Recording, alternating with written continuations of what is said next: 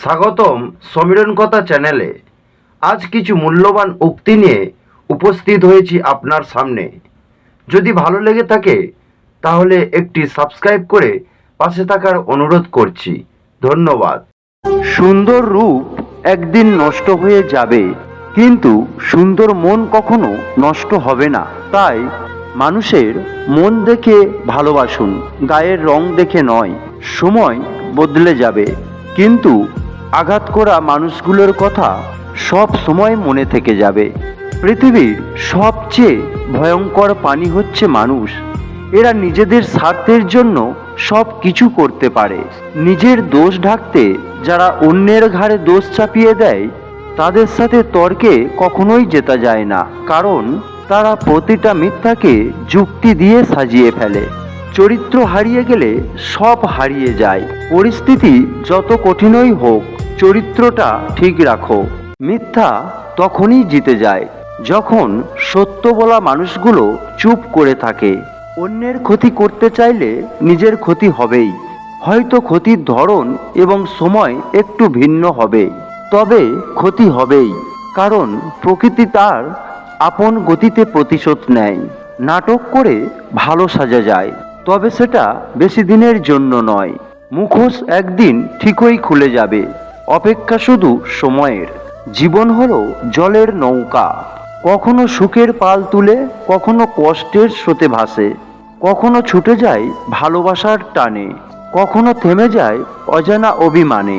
জীবনসঙ্গী হতে হবে বিশ্বাসী, যাকে মুক্ত আকাশে উড়তে দিলেও অন্য কোথাও বাসা বাঁধবে না। চালাক হলেই মানুষ হওয়া যায় না, চালাক তো শেয়ালও হয়। মানুষ হতে হলে তার মধ্যে মনুষ্যত্ব থাকা দরকার। মানুষকে ছোট করে কথা বলার অভ্যাস বন্ধ করুন। একদিন দেখবেন সময় আপনাকে এমন জায়গায় ছোট করবে যেখানে আপনি সম্মান পাওয়ার অনেক যোগ্য ছিলেন। সম্পর্কের নাম যাই হোক না কেন, খারাপ সময়ে যে পাশে থাকে তাকেই সবচেয়ে কাছের মনে হয়। আজকের দিনে ভদ্র মানে তুমি ভীতু, নিরীহ মানে তুমি দুর্বল, সৎ মানে তুমি বোকা, আর স্পষ্ট বক্তা মানে তুমি শত্রু। প্রতিটা কষ্ট মানুষকে শিক্ষা দেয়, আর প্রতিটা শিক্ষা মানুষকে বদলে দেয়। মানুষ আগামীকাল বাঁচবে কিনা সে চিন্তা নাই, কিন্তু কাল কাকে কিভাবে ঠকানো যায় সে চিন্তা আছে।